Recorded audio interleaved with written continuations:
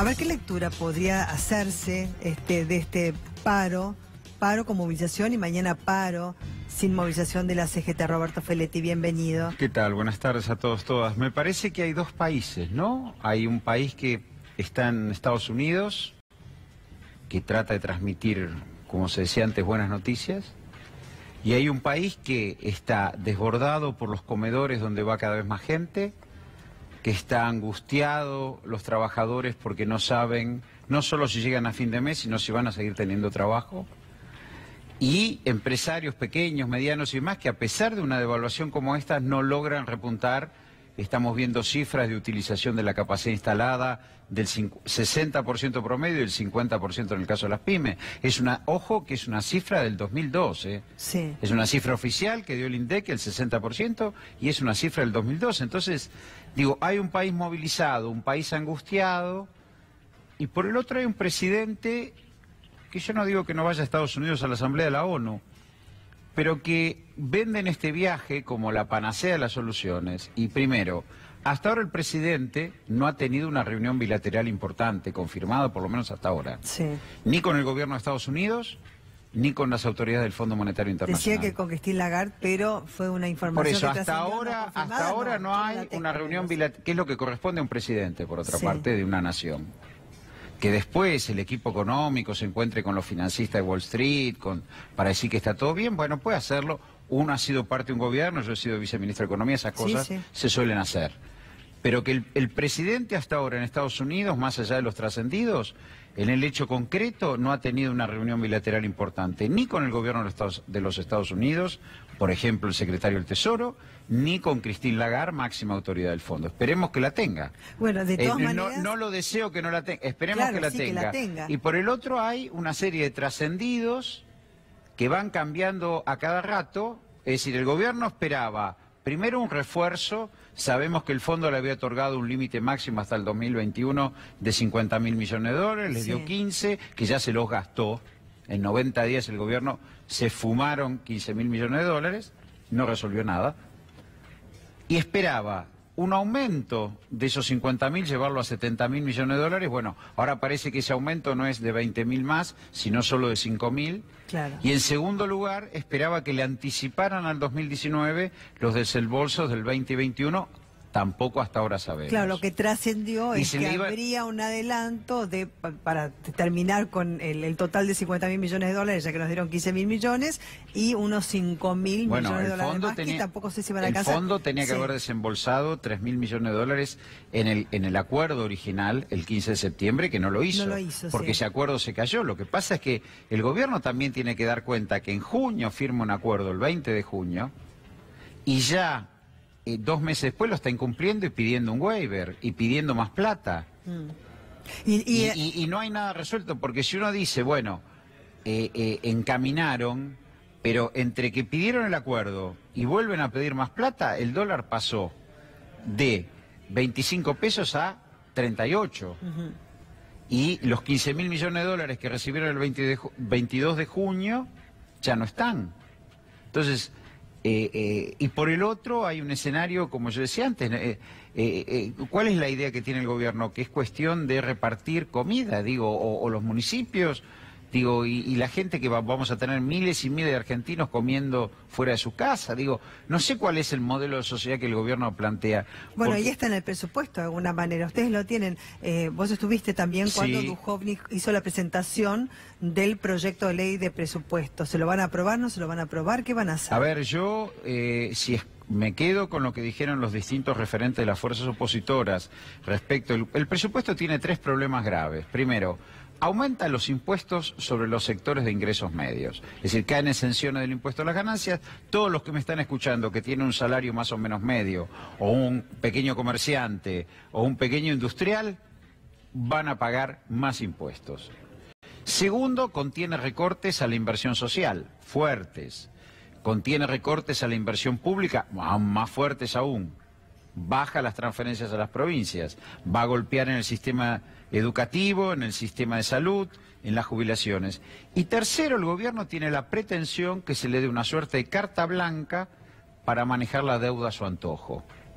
No, son los 3 elementos. Más impuestos para la clase media, más recorte de la inversión social y de la inversión pública y libertad para manejar el problema de deuda. Bueno, digo, si realmente la oposición converge en aprobar ese presupuesto así como está, es como que estamos entregando el gobierno en el último año electoral para que el presidente... O sea, ustedes no se lo van a aprobar. Y entiendo que no, ahí el jefe del bloque nuestro, Agustín Rossi, fue muy enérgico, muy enfático, también Fernando Espinosa, con el cual yo estuve hablando prácticamente antes, después, durante la reunión, están muy decididos a que esto no puede ser aprobado. ¿Y van a brindar alguna alternativa? Y es necesario que nosotros discutamos alguna alternativa. Digo, también ¿Solos o con el Frente Renovador, el resto del también hay un rol ahí de las provincias, digo, yo me quedé muy sorprendido, lo dijo la intendenta Magario, de cómo el gobierno puede bajar un monto de coparticipación del Fondo Sojero de 20.000 millones de pesos a 4.000 y realmente no hay una sesión para rechazar ese DNU. Pero bueno, la expectativa es negociar una cosa distinta. No lograron rechazarla. Claro. No, por eso, claro, el DNU está firme. Si yo por vi eso. El otro día con Magario, bueno, vos estuviste muy involucrado en ese tema. Vos se aprobó también una administración de recursos de la cual dispone el ministro del Interior, Frigerio. Yo estoy sorprendido que las provincias resignen para este año 16.000 millones de pesos, puede ser un poco menos según el cálculo, pero no menos de 14.000, y por el otro el año que viene van a ser 84.000 lo que van a resignar para el presupuesto del año que viene. Entonces, yo la verdad que... porque quizás están de acuerdo o le están dando el visto bueno al gobierno. No sé qué es lo que está pasando, ¿no? Yo no tuve diálogo con los gobernadores, sí con los intendentes, a los cuales con Magario como presidenta de la FAM estuvimos exponiendo esta problemática. Todavía yo no tengo claro qué es lo que están pensando los gobernadores. Ahora, la realidad es que este presupuesto es un presupuesto que además va a agravar la situación.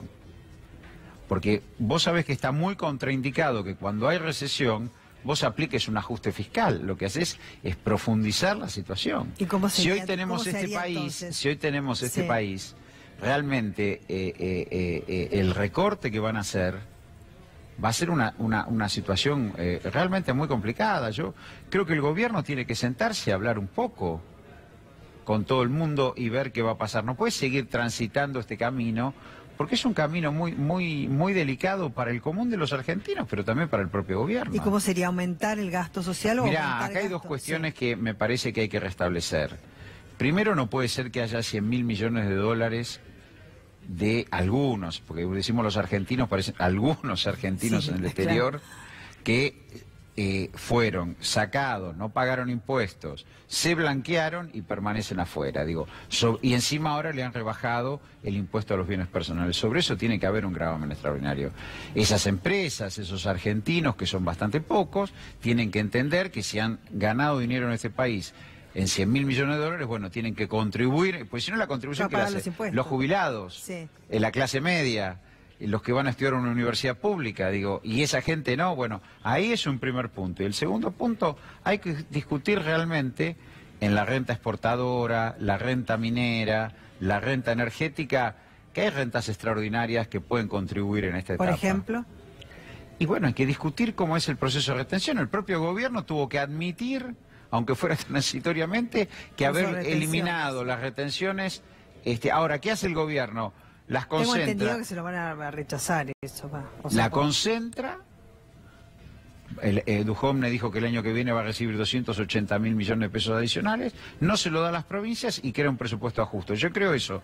Y por el otro, me parece que si vos no expandís el consumo interno, no pones un freno al tarifazo, no protegés el ingreso de productos importados y no haces una recomposición salarial de emergencia que te recrea un mercado interno, no salís de esto. No, está claro, producción, consumo, el consumo es la mayor con cierta parte protección del mercado interno. ¿Cómo se haría para...? ¿Cómo lo hace, ya que vamos a visitar Estados Unidos, porque Estados Unidos está embarcado en una guerra comercial con China por defender su producción nacional. Le está discutiendo a México un acuerdo automotriz donde le plantea que México tiene que elevar el salario de sus trabajadores para que no compitan desventajosamente respecto de los trabajadores norteamericanos. Cerrado, proteccionista. Ahora, ¿cómo comenzás esa rueda de producción y de consumo? Y mirá, en este contexto, porque Macri a la agencia Bloomberg le dijo, no va a haber default, O sea, vamos a pagar, o por lo menos vamos a tener los recursos para pagar, se supone con el acuerdo con el Fondo Monetario Internacional, porque el mercado de capitales lo tenemos cerrado, no nos da la plata cerrado. O las tasas de interés son altísimas, así que, digamos, el único recurso ha sido el Fondo Monetario. Y si está pagando internamente 7% a un año claro, el gobierno. 7% es,